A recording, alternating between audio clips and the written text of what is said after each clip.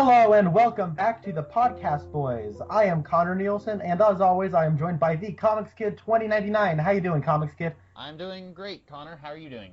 I'm doing magnificent. Today we are going to be talking about Season 2, Episode 6 of Twin Peaks. This episode is called Demons. And Comics Kid, why don't you tell us what happened in this episode? We've got a little bit of stuff going on here. We pick up where the last episode left off, where Harold, the weird, creepy hermit, he is disfiguring his face with a garden implement, and he's yelling at Maddie and Donna, who he believes just tricked him to get Laura's secret diary. He lunges at them to get the diary. James Hurley breaks in, and he grabs Maddie, starts to run out the door, and then he says, "Donna, come on!" Notice that he did not grab Donna's hand, he grabbed Maddie's hand. I wanted to stress that. They leave. They talk about how we shouldn't be doing any more weird plots like we've been doing all of Season 1 and part of this season.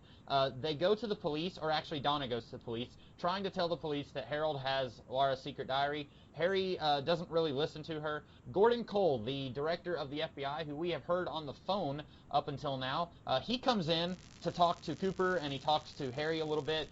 They get Mr. Gerard, the one-armed shoe salesman. They get him, and they find out that he actually has multiple personalities, and that's what the medicine is for, the medicine that they found like 3 episodes ago. And then he slips into his other persona, where he is Mike, and he acts very differently, and he tells everybody that his brother Bob is somewhere in the Great Northern Motel. And that's what ends the episode, but we've also got a few other things going on. Audrey was rescued last episode, and she is kind of upset with her father. She's kind of hinting at that, but she's not outright saying it. And then also Bobby and Shelley, they throw a party for Leo. Shelley seems to suspect that Leo might be slowly coming out of it.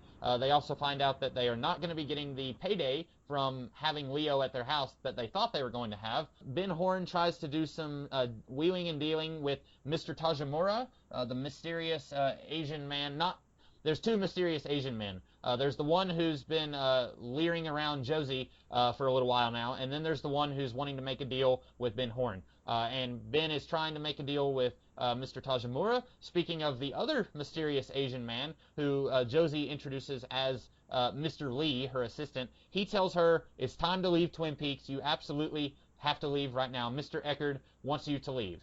And I think that's everything that happens here. Oh, Maddie. Maddie wants to leave, or she's going back home. And then she and James say tearful goodbyes, and I am tearful because I like Maddie more than James and Donna. Anyway, I think that's everything. If I missed something, then we'll talk about it.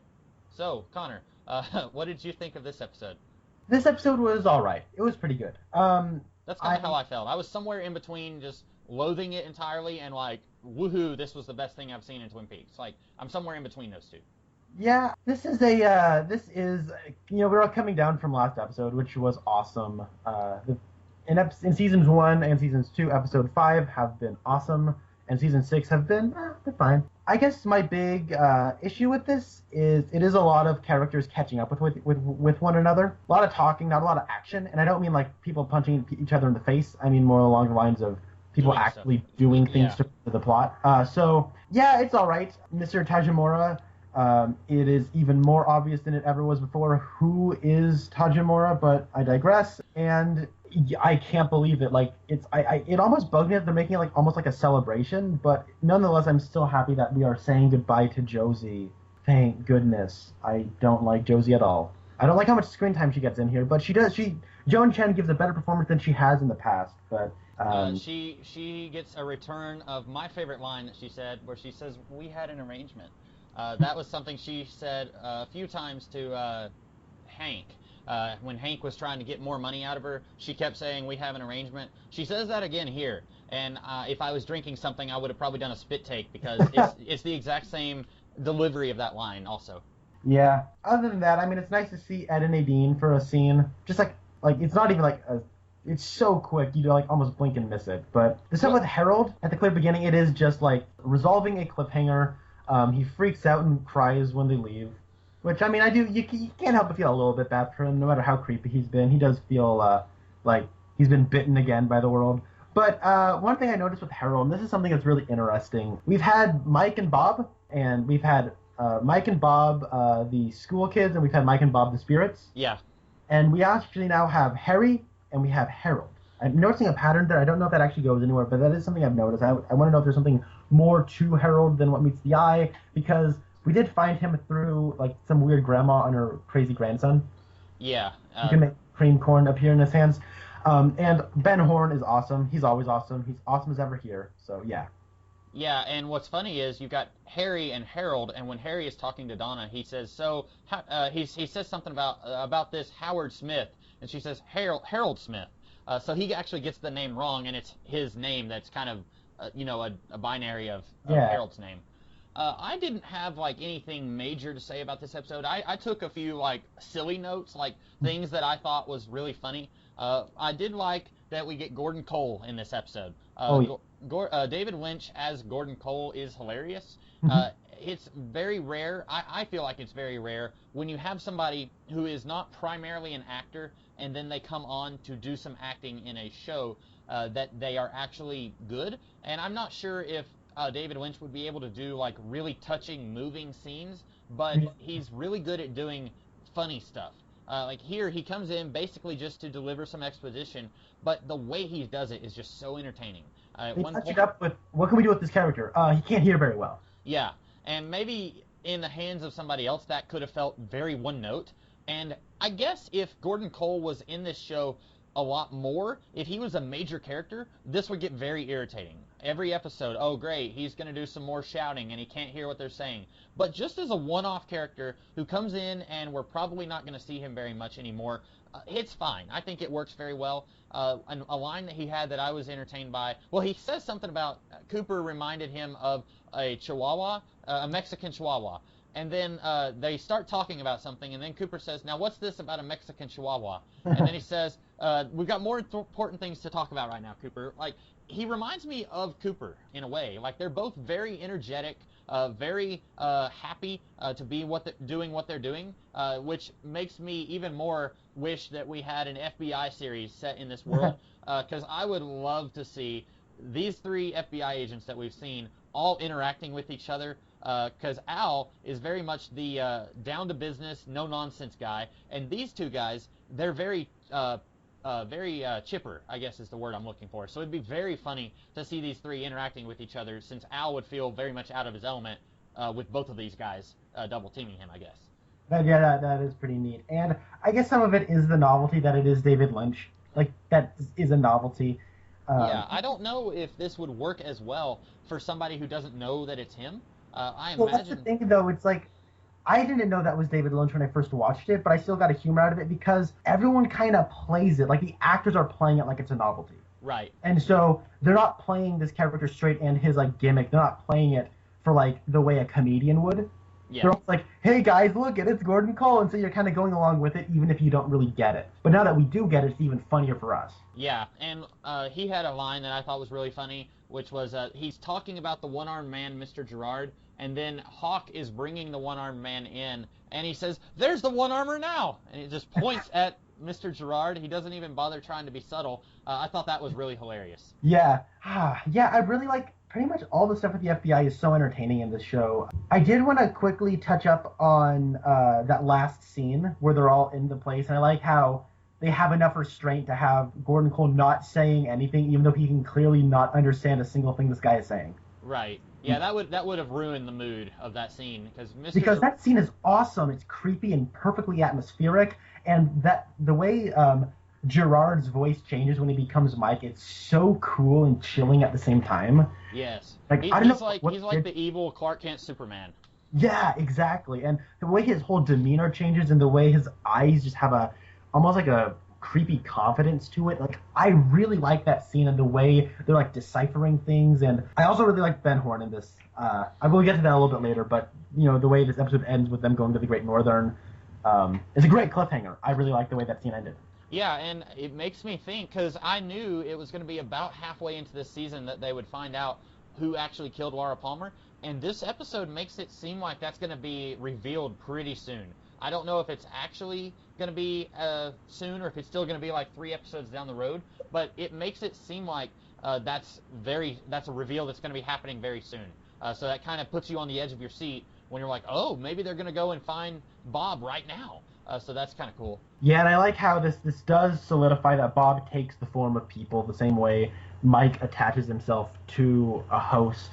It is kind of interesting though that Mike looks like Gerard but Bob takes a host and you can't see him for his true form. And is that because and I like how there's some ambiguity and there's some ways to read that as if Gerard has seen the face of God and he's been changed. He was purified, and that's why you can see him as he is. And Bob is a deceiver, and he tricks people, and so that's why he looks differently. And I think that's actually an interesting theme that is threaded clear at the beginning, where Audrey is asleep and she says, "Dad, can you see me? Can you see me?" And then she opens her eyes to see Cooper, and there is that lifting of the veils on who is there.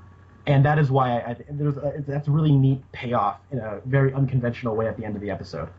Yeah, and I took it to mean the reason why Gerard is he looks exactly like his spirit form is because, as far as I know, the only time we ever actually saw the spirit form of Mike was in one of Cooper's dreams. So I was thinking maybe Cooper his dream was basically just throwing him a bone and saying, this is what this guy is going to look like. So when you see him again, you'll know that it's him.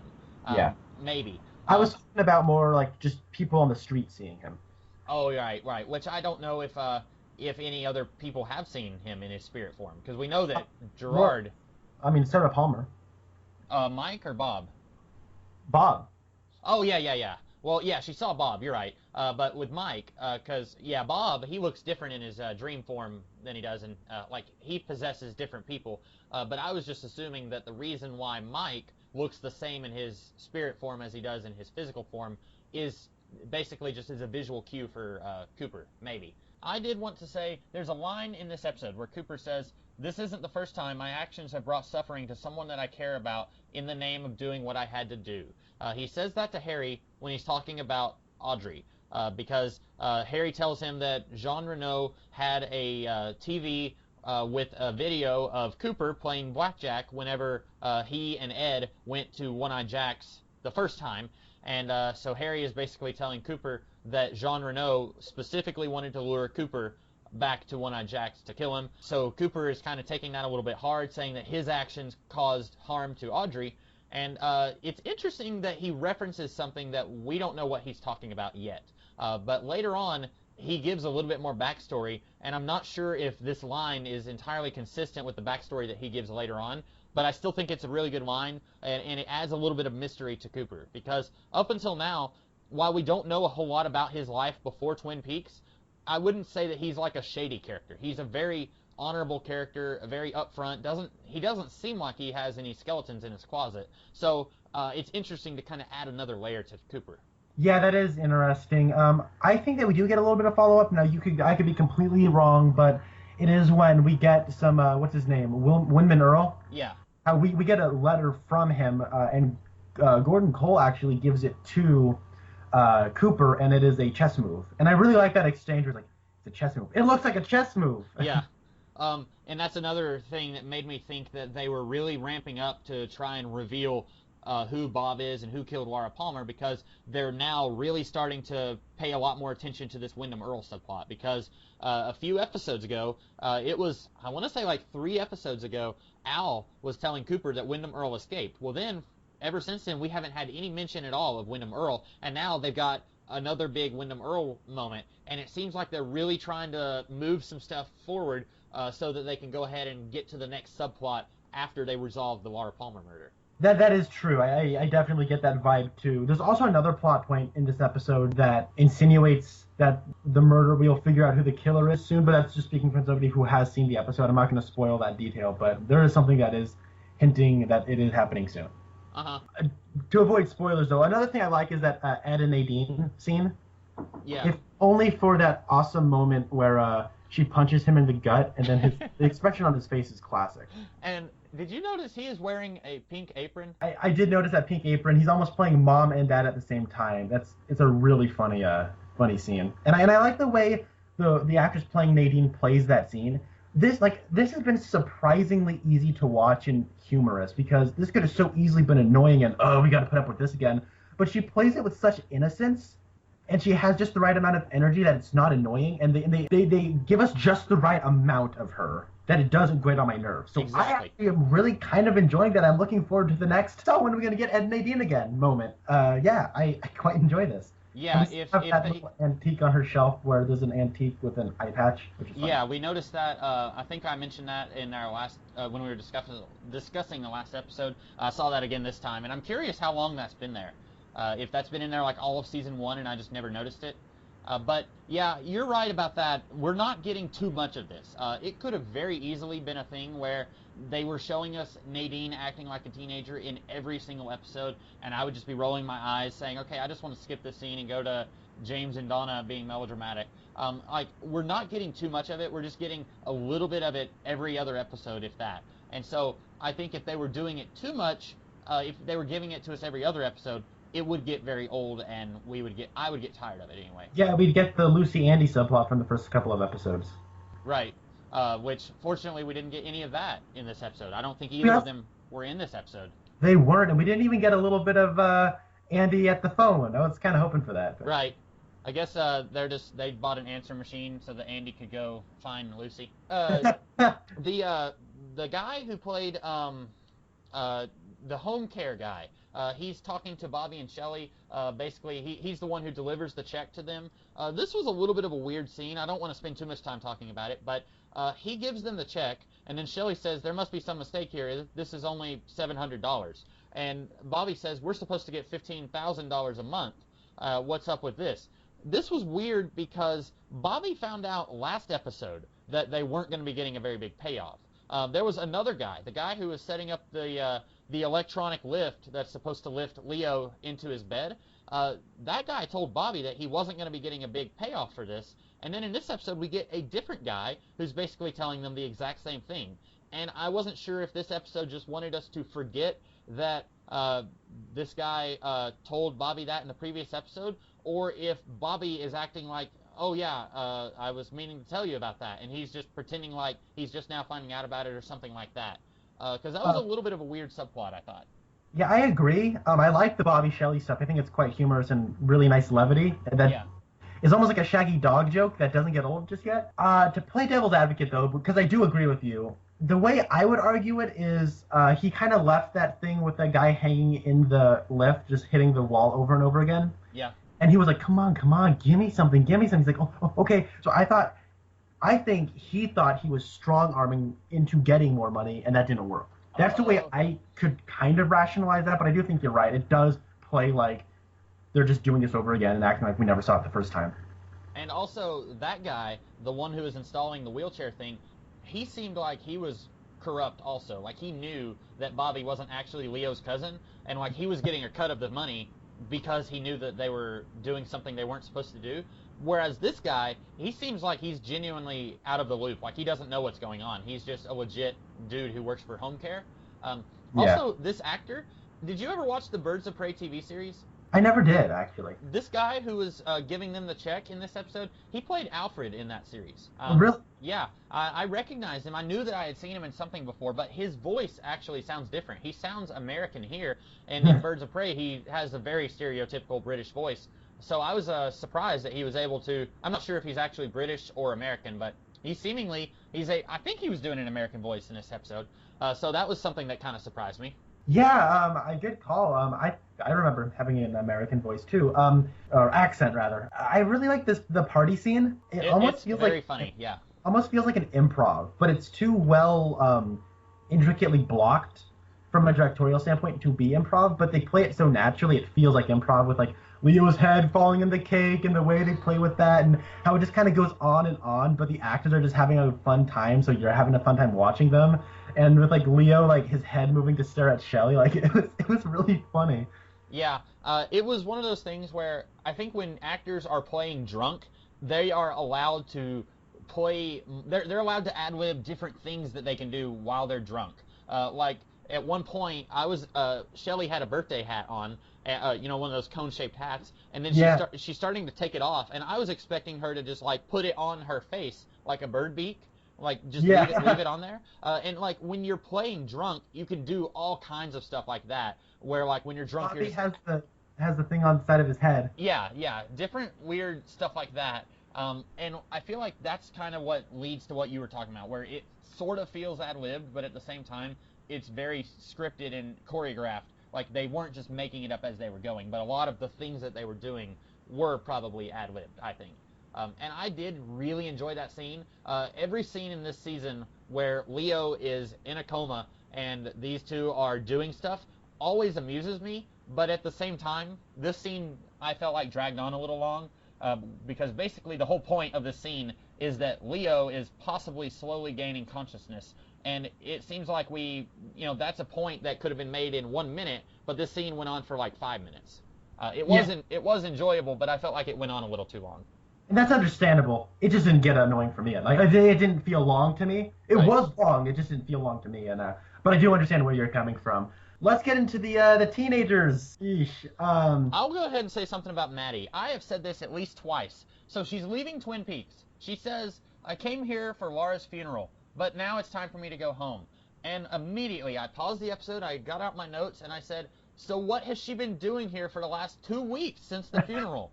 Because we are now on episode 6 of season 2, and it was like episode 3 of season 1 that the funeral happened. And No, so, it was, to be fair, it was episode 4. 4, okay. I think she appeared in episode 3, or was it episode 4? Either way, she's been in this show for 10 or 11 episodes. So, and since each episode roughly equates to 1 day, it's been about 2 weeks. And I asked this a couple times, and it's awkward for me because I like Maddie. I think that Maddie is a great addition to the show. I think that this actress is very good. We've seen her play the bad girl, and we've seen her play the innocent girl. I think she's very good at playing both of those types of characters, and I like her a lot more than Donna and James. But at the same time, her character has no actual reason to be here. And they say, well, it's time for me to go home. Well, wasn't it time, like, the day after the funeral? Like, why? And it would have been fine if they had said something like, Uncle Leland and Aunt Sarah need me. They're both really emotionally fragile right now. I need to take care of them. If they said something like that, I would have still called shenanigans on it, because if, these two grown adults need someone to take care of them, it's not going to be a teenager. But at the same time, that would have at least given us a reason for her to stay in Twin Peaks. So I thought that was a little weird. What shenanigans? I did not. Oh, well done. Also, James and Donna seemingly get back together. They start. For realies this time. He starts licking her neck, I guess. And I was really hoping that they were going to. Whenever they first started talking, when James rescues them from Harold's house. By the way, did you notice that when he busts in, he pushes Harold out of the way. He grabs Maddie and starts running and says, "Donna, come on!" And then Donna hesitates because she wants to grab the diary, but he doesn't grab Donna's hand. And then when they go out, and it's like, well, at least we're getting back together, and he starts kissing on her. And I was so expecting her to say, "Get your hands off me, James Hurley. You left me to die. Why don't you go kiss Maddie?" I was so expecting that to happen. And I'm honestly very surprised that Donna was having any of that. That's funny. I also gotta continue on this Donna train of thought. Harry Truman is like, "Hey, Donna, stay here," and then he leaves. He never goes back to check on her, and she just leaves. Yeah, well, she's inside the interrogation room, and then I assume she's hearing this entire conversation because Gordon Cole is on the other side of the door. And then they walk down the hall, and then she opens the door and looks frustrated, like, where are they going? And I was like, well, are we going to see something with that? Or is she just going to walk out and be like, haha, I don't need you. I'm just going to leave. I do like, I will say this, non-ironically, I do like something that Donna does. She actually does something sensible and goes to the police to tell them about Laura's secret diary. That's something she should have done episodes ago, but I'm glad that she finally did it. And she's not going to try some weird scheme to get back into Harold's house by herself and get the diary on her own. I like that. Yeah, I like that too. I will even say this, James, I didn't have a problem with him this episode. Besides, going straight for Maddie but not for Donna. But hey, any sensible person would do that anyways. Yeah. Any sensible person would have pushed her down and said, like, Harold, grab her. Harold, she's right over there. Let us go. Take Donna. Oh, that's mean, but James wasn't too bad.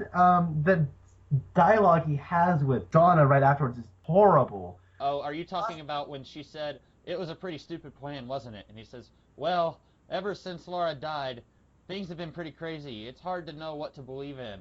And I was thinking, no, you told them that this was a bad idea. You followed them because you knew it was a bad idea. Don't try to tell them that it wasn't that bad of an idea. Yeah, I know. Oh my god. But then there's the scene he has with Maddie when they're saying their goodbyes, and I've been giving Cheryl Lee all the praise, but I thought James did a better job of acting than she did. Now maybe because I didn't really care much for her dialogue, but I thought he upstaged her in that scene, and I'm Yeah. surprised I'm saying that. Yeah, me too. I kind of did a double take when you said that. I will say this. We mentioned a few episodes ago that the entire relationship between Maddie and James is based on she physically looks like Laura, and that's the only reason that James has any interest in her as a romantic conquest. Well, they actually address that here. And basically he says, well, basically when I looked at you, and then she finishes his sentence and says, you saw Laura. And she says, I kind of like it, which you took it to a weird place, Maddie. And then she says when they were kids that they used to pretend to be each other. But I'm glad that they're addressing that. I'm glad that they are outright saying that James is very shallow, and the only reason that he likes this girl is because she looks like his ex-girlfriend. I'm glad that they are bringing that up in dialogue. Maybe the episode where she says she's leaving town is the last possible point you would want to do that. Maybe they should have brought this up earlier, but I'm glad they are doing it. Yeah, me too. I like the acknowledgement of the shallowness. I also like the psychology behind Maddie saying that she actually kind of liked it was because there's been this connection, this tether to Laura through her. Yeah. And ever since she's kind of come back, she's slowly kind of been turning into Laura. I think we addressed that last episode. And Definitely it started whenever she broke her glasses, where she yeah, said, I hate these glasses. I think it started there, although she still has a long way to go to actually become like anything like Laura. But yeah, you're right. I think she does want to become Laura. she's enticed by it and she does kind of like it. And I do believe that where she's getting this attention and she's experiencing this whole other way of life that she just never did. And she could only kind of see it through the lens of Laura. And now that she's kind of become Laura, she has this whole passage into that world. I was thinking about this the other day, though. From season 1 to season 2, it's almost been this weird transition. Like, season 2 is almost like this isolated thing. And there's a couple of, like, it doesn't exactly continue naturally out of season 1. It's hard to explain. But with the exception of, like, Jean Reno, there hasn't exactly been that kind of sense of escalation that's been there every other time. Right. Now, what does that even mean? I know, but in other instances, like new things just pop up and stuff that happened just kind of ends and doesn't really seem to go anywhere. It doesn't seem to escalate, with the exception of like Jean Reno. Right. This time, they addressed something like with and I'm forgetting about it right now, but maybe you could jog my memory. But there was something in here that maybe it was just the whole FBI thing, where it does feel like it is a natural continuation of season 1. Right off the top of my head, I can't. Well, Mr. Tajimura is another businessman who's trying to make a deal with Ben Horn. You know what? That is it. The whole Ghostwood thing, just kind of like the whole mill burnt. No one seems to be addressing it at all since the first episode of this season. That is exactly what I was thinking of. And then what happens? We have Josie making reference, "Hey, I sold the mill." We have everyone trying to go after Ben's money, and now he's all of a sudden having to deal with the aftermath of this. It seems a little strange that we're 6 episodes in and we're just kind of dealing with that now, but it was seeded a little bit earlier. So yeah, I am liking that we are finally getting a little bit more of a connection to season 1 and how things kind of changed to how people are dealing with the after effects of season 1. Yeah. Let's go ahead and talk a little bit about Josie, since we were talking about the Ghostwood thing. Josie has 2 moments that I wanted to talk about. One is a serious moment that's a little creepy and weird, and the other one is a funny moment. And I'll go ahead and talk about the funny moment now. The scene where Josie and Ben are threatening each other, where he says, I have this key, and it goes to a safe, and it has dossiers on you, and if anything happens to me, everyone will find out about you. And she says, well, I have a key, and it goes to a bank vault in another city. And then they're like, stalemate. And what was weird about that scene was when Ben says, okay, it's a stalemate, then she says, all right, I'll take the money. And I'm thinking, well, that's not how a stalemate works, because if you take the money, that means that you won, and that's not what... She was always entitled to that money, though. Well, that's true. But it almost seems like she's walking away from this with a victory, but it was a stalemate. That was a little strange. But the scene, I don't know if you ever watched the How It Should Have Ended videos on YouTube, but they did a video for the Sherlock Holmes Game of Shadows. No, I saw that one, yeah. And the part where they're both falling, Moriarty and Holmes are falling from the cliff, and they keep saying, like, well, I anticipated that you were going to have an oxygen mask, so I poked holes in it. And they say, well, I anticipated that you were going to do that, so I put a bag of beans in my pocket. Like, this scene where they both have the key and they're, like, one-upping each other reminded me of that, and it made that scene funnier than what it was probably intended to be for me. Yeah. Continue. I'm sorry. Oh, no, I was just going to say, there's another scene with Josie. I thought it was very weird. It made me very uncomfortable. The scene, it's the first time we see Josie in this episode. It appears that she was having sex with Mr. Lee.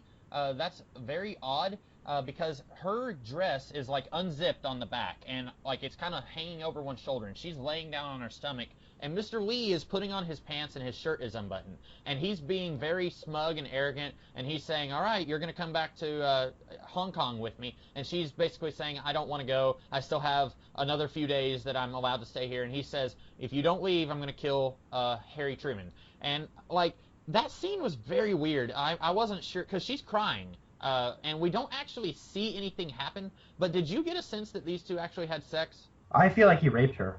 That's kind of what I thought, and that's why I said it made me very uncomfortable, and I wasn't really, I didn't understand why, because I guess we don't know anything about Mr. Eckerd yet. We've heard him mention Mr. Eckerd. We don't know if Josie is like an equal partner with Mr. Eckerd like she was with Ben, or if she is an underling and she just works for Mr. Eckerd, and we don't know if this guy, if he outranks her in the whole hierarchy of Mr. Eckerd's empire. But that was definitely the sense that I got, and that made me very uncomfortable. I felt like it came out of nowhere, and I wasn't really sure how to take that scene. Yeah, the more I think about that scene, the less I like it. It does just feel like, oh, he raped her. You should not like this guy. And that's the easiest thing you can do. That is the easiest thing you can do. Yeah. So it could be easier. It could be a likable character, but the thing about that whole thing though is like the whole dialogue they have is supposed to have like this very predatory undertone. Yeah. The whole dialogue scene felt very juvenile and like a kid's idea of like, yeah, this is really gritty and tough. Like this is dark. And I kind of felt like this show was above that. Yeah, definitely. I don't think that we would have seen this kind of scene in season 1. And like, this show is not. This is not the first time that rape has been a part of this show. In Laura Palmer's death, we are told that she had sex with 3 guys the night that she died, and it's heavily implied that it was not consensual because she was tied up with this twine. And when Jacques Renault, when he's telling Cooper about how Laura died, it's kind of implied that she's uncomfortable about it and that she's not entirely okay with it. So like, this is not the first time that this has been used as a subplot, but I feel like, I don't know how to explain this, but if I could maybe try to get a gander. Yeah, go ahead. I think in the case of Laura Palmer, that was more to it was not glorified in any way.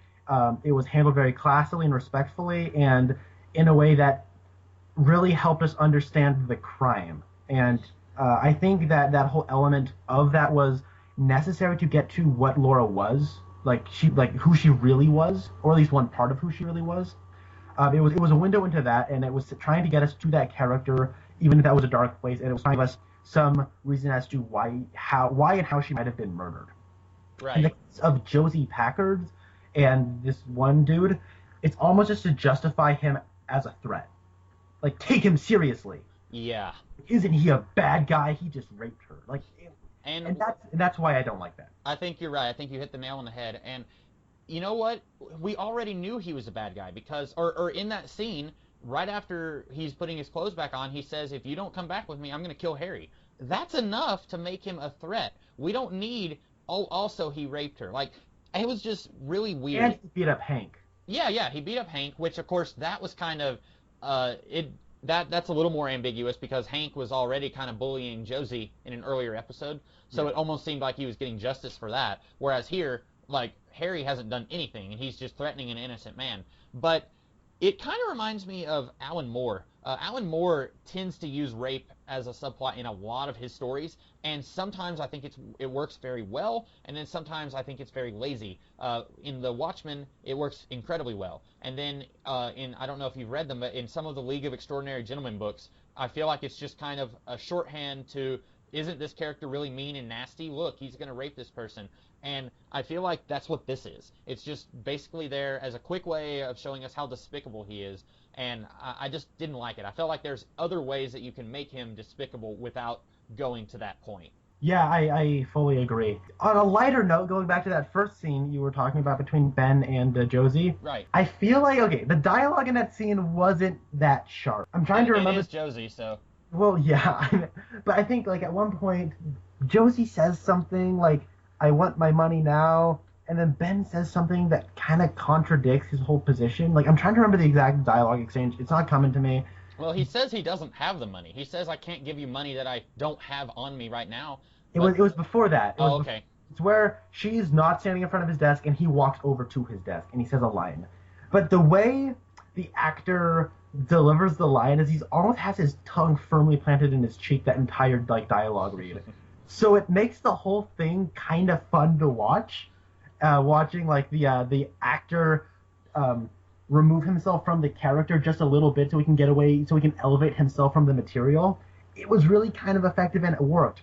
And I want to get a little bit into what the whole scene between Ben and Audrey a little bit later, but this scene in particular, like, he really makes that scene. I think he actually kind of elevates Joan Chen, because Joan Chen kind of starts to get a little jokey too and kind of elevates herself from the material. And they have more chemistry. Like, okay, Joan Chen has more chemistry with Ben Horne than she does with anyone else in the show, by a long shot. Yeah. I think based on everyone I've seen, that might be due to the guy who plays Ben Horne. Yeah. I think you're right about that. I also think, we have joked before about how, like, when she is playing this mean, nasty femme fatale type character, but she's not playing it right. She's playing it like she's scared and innocent, but yet the dialogue is not. Yeah. I feel like here we still get some of that, but it's justified because now she is terrified. She's afraid that the man that she has fallen in love with is going to be murdered if she doesn't comply with Mr. Eckerd's demands. And so she's trying to get the money, which was this whole purpose of her infiltrating Twin Peaks, was her getting the money, seemingly. That's kind of how I read the situation. Yeah. And she's afraid that she's not going to get the money. So she's kind of scared in this scene. So any moment in this scene where she's trying to act tough, but she comes across as a little bit scared, I think is working very well here. I actually completely agree with that. And this has come from the biggest Josie hater in the world. Right. I completely agree with that. Yeah, it's kind of like how I like Maddie, and it's a shame that we're dealing with stuff that I was talking about weeks ago in the in the episode where she's leaving Twin Peaks, or where she's preparing to leave Twin Peaks. In the same way, it seems like Josie's best episode is the one where she's leaving Twin Peaks. Like, I think that every other episode, I think this is the best episode of Josie we've had so far. And that's a shame. Yeah, it is a bit of a shame. I do want to talk about that scene with Audrey does in fact come home. Cooper delivers her to her dad. I really like that scene. I really do. Especially not the scene where it's him and her, but the scene where Ben comes on over to say hello. Audrey is, like, disgusted at her dad because she still remembers that, like, he's the one who runs that brothel, and he's, was, like, there was almost incest. Like, incest almost happened. Like, that's crazy and freaky and gross and scary. And she had a line, "Oh, I saw so many things, Dad," because he said something like, "All the things that you saw there," and she says, "I saw so many things," and of course she's referring to she saw her dad there. Yeah, and that whole, like, it's kind of neat that she knows something that Cooper doesn't know. She wants to tell him all about it, but he's there, and then you can tell he's figuring it out as the scene goes along, and he's like, "Well, why don't we all just ride together?" Yeah. Completely, because she's like, "Oh, hey, come on, I'll take you home." "No, I want to ride home with Cooper so she can fill him in on everything." And then he's like, "That's odd. Why don't we all ride together?" Yeah. That. And that was very clever writing, very clever performance-wise. And I like the way that whole scene is directed. It's very subtle, but you can pick up on those things. I really like it. Have I said that her relationship with her dad kind of reminds me of Lex and Lionel from Smallville?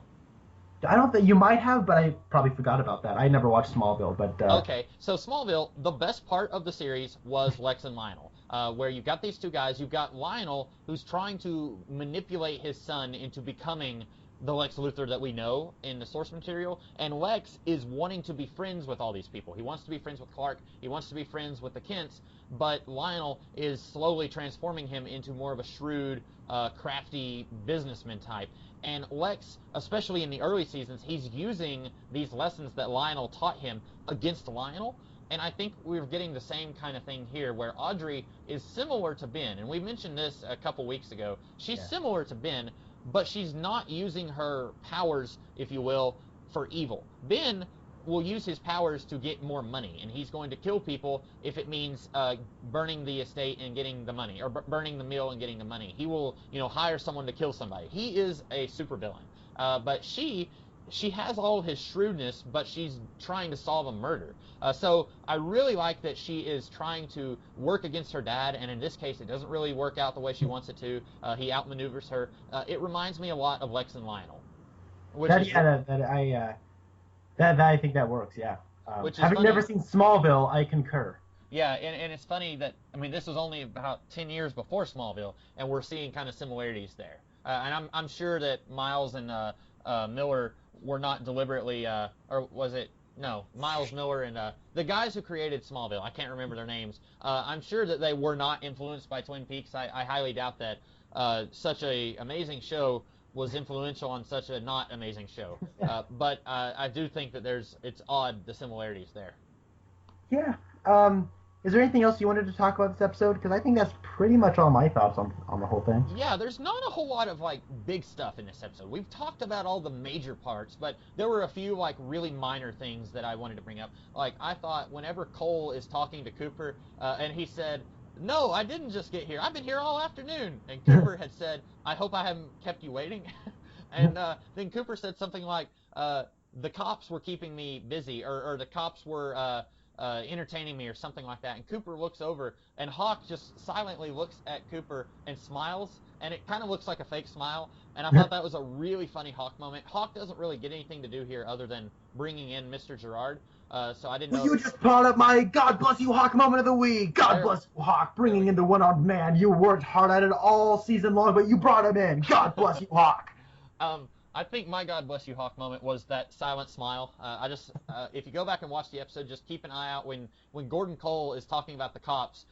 Look at Hawk. His reaction was really funny. And then let's see. Oh yeah, we get a mention of something that happened in Pittsburgh. I don't know what that is. I've seen through the whole series, and I'm thinking that they do reference Pittsburgh again, but I don't remember what it is. But here, Gordon Cole says, this is Pittsburgh all over again. And Cooper says, this is nothing like Pittsburgh. I got injured in Pittsburgh, but this is not Pittsburgh again. So I am curious to see if that will be followed up on. Do you remember, in the episodes you did see, do you remember if they followed up on that?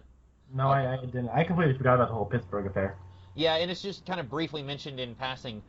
This is another little side conversation. Do you actually remember the last episode you saw of the series? I don't. Okay, so it'll be interesting when we're going forward if you'll remember which episode was the last one. Yeah. I did there was a few funny moments between Leland and Ben. Leland gets some really funny moments overall in this episode. Right. Yeah.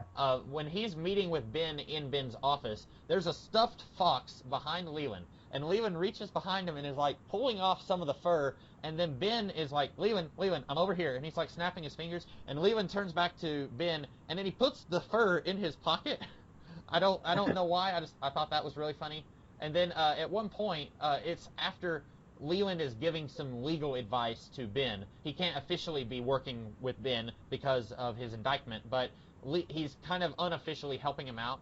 And then they sort of go in for this really awkward half hug, half handshake type that thing. was hilarious. That was maybe their best moment between the two of these guys. That was maybe the best moment of the episode for me.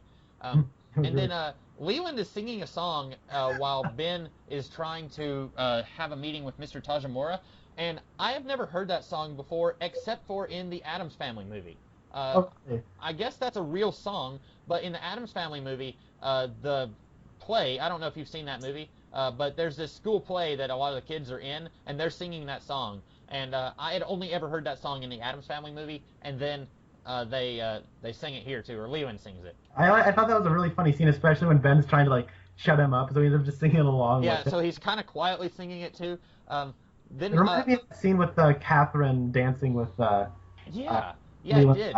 last season. And it's a different kind of like uncomfortable. Like in that scene, Leland was like, just screaming in pain when the music starts. Here, he's acting silly, but it's not the same kind of he's acting out of character. It's a different kind of like weirdness. And I think that Ray Wise does a really good job playing different levels of Leland. Yeah. That whole scene is juxtaposed with Jack Nance. We owe it to Pete. That was actually the next thing on my list, was that he out of nowhere, Pete is at the bar and turns around and says, "The King and I," and I thought that was really great. And then because that song's from The King and I. Oh, okay. Yeah. So his reaction, I thought that was pretty funny. And then he asked Mr. Tajimura if he likes musicals. And not to spoil anything, but there is some hints as to the identity of Mr. Tajimura in this scene. But the if it wasn't obvious enough. Yeah, the scene where he's offering Mr. Tajimura some sake, and Mr. Tajimura says, "No, thank you." Mr. Tajimura sounds like I don't know if you ever saw the Dick Tracy movie, but Madonna plays the bad guy in that movie. And she has a voice modifier that kind of sounds a lot like what Mr. Tajimura sounds like here. That's funny. But Pete, when he's offering when he's offering Mr. Tajimura the drink, that might have just accidentally spoiled something in this episode, guys. It is really obvious. So if you didn't know, then well, I don't know what to say. But when Pete is offering Tajimura the drink, it reminded me in the movie Young Frankenstein, when Frau Brücke is offering young Dr. Frankenstein a drink before bed, and he says, "No, thank you." And then she says, "Water? No, nothing." And then she's about to leave, and she says, "Ovaltine?" And he's like, "Nothing. Good night." That whenever he's like, "Well, would you like some sake?" She says, "No." And he says, "Well, how about some ice milk?" And I thought that was kind of funny. That was funny, yeah. And it was good to see Pete again. We don't usually we haven't really had him in the episode since or in the series. Like, he's just been in very brief moments in season 2, so it was nice to get him back. I love Pete. That's well. That we got all that stuff out of the way that I forgot about. I can't possibly think of anything else to say. Yeah, that was all I had. Like I said at the beginning of this episode, mostly it was just silly stuff that I took notes on. Like, there was a few big moments that I wanted to talk about, but by and large, like you said, this was mostly just characters catching up with stuff. There was a few moments of the plot moving forward, but I enjoyed this episode a lot more than previous episodes that was just, like, stalling the plot. There was a lot of plot stalling here, but I enjoyed this episode a lot more than other plot stallers. Yeah, I completely agree. This is one of the 6 episodes.